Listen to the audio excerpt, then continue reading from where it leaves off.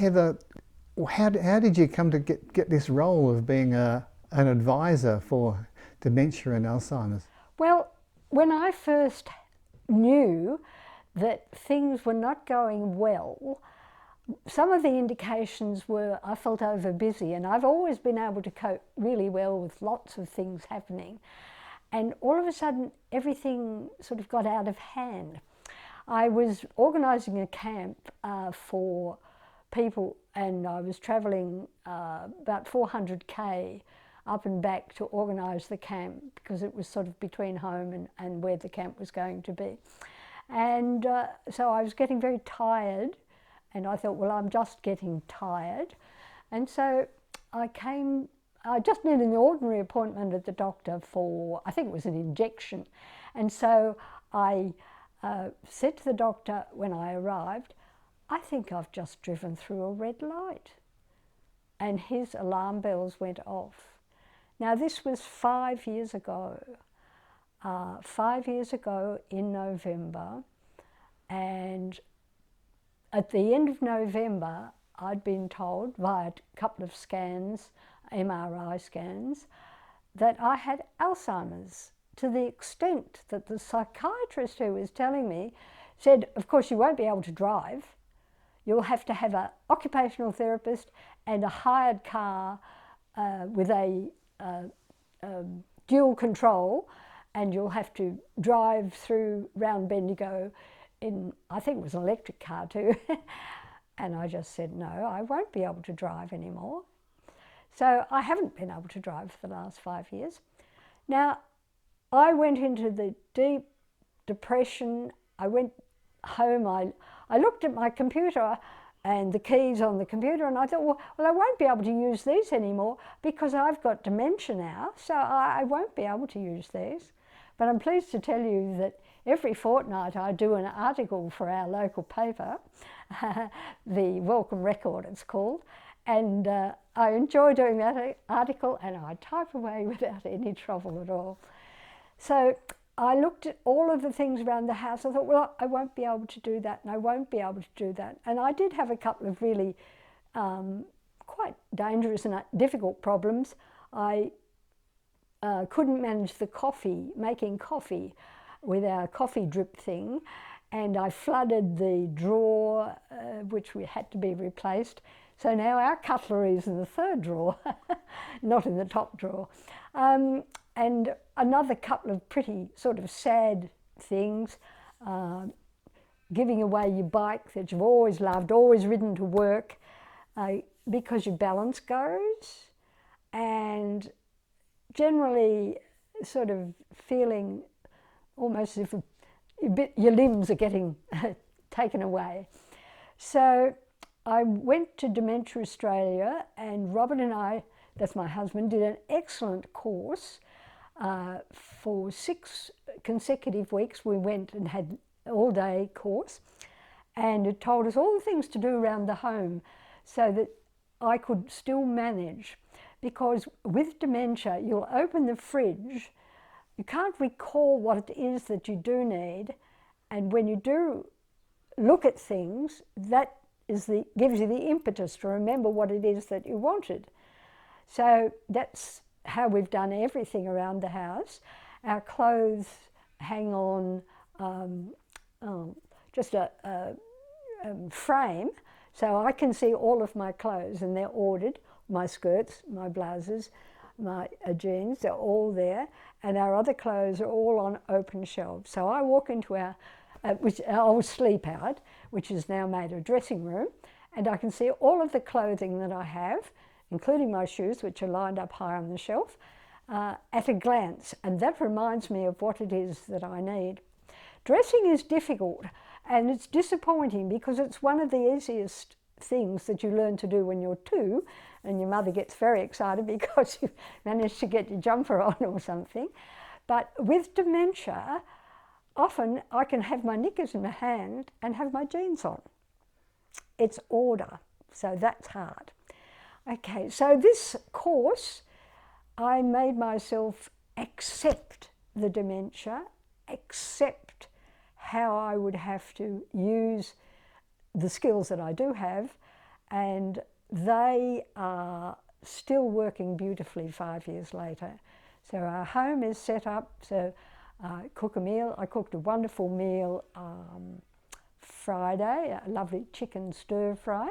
So I go to the computer and print out, or handwrite, I still handwrite very well, handwrite quantities and ingredients, because of course you wouldn't be able to remember that list of ingredients with dementia. And so that takes the anxiety off the cooking. Now, that is a clue. If you take the anxiety out of your life, your dementia will diminish. Diminished dementia without anxiety. I said to Margaret, a lovely friend of mine, oh, I wish I hadn't given up bowls. And she said, Heather, but you were getting anxious in the afternoon and weren't bowling well. So, you know, it was wise. And so a lot of things have been cut out of my life. But there's 3 things that are very important with dementia, and do not drop these things.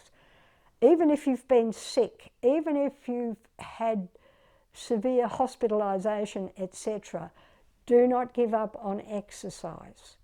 Exercise daily. Whatever bits are still working, use them. Swim if you have to, if that's going to be weight supportive, or bike ride if your balance hasn't gone. Good walking, as much walking as you can get in. Get yourself a puppy. That'll fix it. So exercise. Try to use your whole body. I lie on the floor every morning and do my dead bird and dead dog things, and I've got an exercise mat on the floor. I also happen to have a rowing machine, which is really good, and of course, and a very vigorous dog. Okay, exercise. The next thing is to have socialisation. Very, very important. I just love, a couple of Thursdays nights ago, we had a Halloween night for our indoor carpet bowls, and it was fabulous fun, and we all had a great time. And then at our church we have you know, services where we all take part and have a little role, and that's really important. So your socialisation is vital of the things that you do. So exercise and socialisation. And there's something else, but I can't remember it because I've got Alzheimer's. But I'm working on it as I talk. So take away the anxiety of your life. See what skills you still have left. Mine are obviously visual, so my memory has been replaced by what I can see. I've got a little notepad with sticky notes. I carry it with me at all times, and I'll stick a note on the fridge, I'll stick a note on the table, I'll stick a note somewhere else, and so when I go back I know that the washing is in the washing machine and I have to go and hang it out in the line. All that kind of memory work, so that's really important. But I can't say enough for keeping fit and well, eating well, sleeping, that's it. That's the one I forgot. With Alzheimer's, you have amyloid plaques forming on your brain. And so, although we've got enough brain for probably 4 or 5 people, some of the brain is no longer transferring information. And so the amyloid plaques are sitting on my brain. Now, they're not sitting on other people's brains, because when you have deep sleep, REM, deep sleep, they're washed away every night. Those amyloid plaques don't get a chance to form. So if you can manage to really organise your sleep and get the best sleep at your best time, then do that. And if you can get into deep sleep, that will help clear some of these forming plaques. Otherwise, the dementia may begin to overtake you. But as you can hear from what I can remember and how I've structured my life, it need not overtake you. It need not overtake you. Now, Dementia Australia have put out a podcast. It's got 7 items in it. They're each half an hour long. The first one's about how you feel when you got diagnosed, and it's done by people with dementia. The second one is about the preparations you should make for the end of your life, because with dementia you won't actually be around for the end of your life, even though you're physically there. You won't be able to do that. And your relatives shouldn't have the pain or difficulty of wondering if you want to have a heart operation or don't want to have a heart operation, or whether you want to be cremated or, you know, whatever. So that's the second one, how to get all that done so that when you aren't able, they can just relax and say, you know, Mum wanted this, that, the other thing.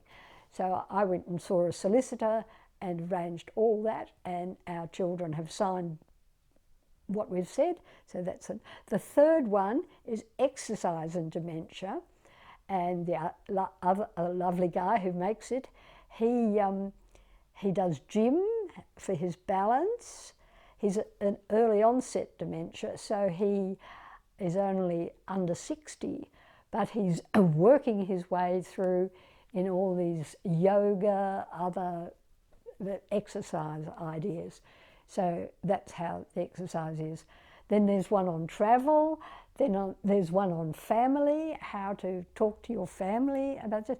So 7 podcasts. All you have to do is go online to Dementia Australia and then choose a podcast for your interest and listen to it. And Dementia Australia are very happy. They have calls 24/7 to help you and help you with a carer, which is one of the 7 podcasts, because eventually you may need somebody to help care for you. Try to avoid the government's help, because they came to my Fit Strong house and asked me if I'd like a housekeeper to clean the house. My husband and I cleaned the school for 15 years. That's a commercial contract for cleaning. I can clean. And then a occupational therapist came and asked me if I'd like a walker. And I'd probably just done my 8 kilometre, I like to do 8 kilometres once a week. I run 8 kilometres once a week just to keep fit. And I'd probably just done that when I told her that my balance wasn't good, and she asked me if I'd like a walker. So my balance isn't good. If you get soap in your eye, you tend to fall over in the shower. So why not put a few rails around, because you don't want to fall down. That could be really so demoralising for you. So please know that dementia is not an end-of-life sentence. You can live well with dementia, enjoy life, enjoy everybody enjoying you, and bless you all. Fantastic. Attitude must be the big thing. Your attitude seems to be wonderful. My attitude when I was first diagnosed was ghastly. I would possibly be weeping hours in a day. And as I said, everything I looked at, I thought, I can't do this anymore. I can't do this anymore. And so I wrote on cards, very big, acceptance, and put it up all over the kitchen and everywhere I was. Accept this. Because we do have to accept things. And if I'd, sadly, like a friend of mine, she's very badly broken her wrist, and she has to accept that that's not going to be working, maybe always, but certainly for 8 weeks it's going to be not working. And dementia is the same kind of thing. It's just because there's an attitude about worth and self-worth being dependent on your brain. But dementia doesn't dull your brain or become less of you. It's just that I can't remember things. But as you hear, I've put strategies in to remember things. And so acceptance, value yourself, your worth, and the people you love, and make it easy for them Be clear about things. Make it easy for anyone you meet. I went into the bank. I had a very large sum of money that I'd taken out of one bank and I wanted to put in the other. And I went into the bank and I queued up. And then I got up to the teller and said, oh, I need to do, oh, that was a long wait, I said. So that made her a bit bristly, I think. And I said, I need to put this in the bank. She said, oh, you could have done that out in the street. And I looked at her and I said, I have Alzheimer's, loudly and clearly, and I couldn't use that machine out in the street. Oh. So it's a help to everyone, and it's good for you to say, I have Alzheimer's, but look at me, and look at me. So, yes, attitude to anything, and we can all go down and be miserable. Oh, I'm getting old, I can't, walk as far as I could. I walk slowly. Well, okay, sit with that if you want, or say, well, this is part of how I am. Let's see how well I can do. Yeah.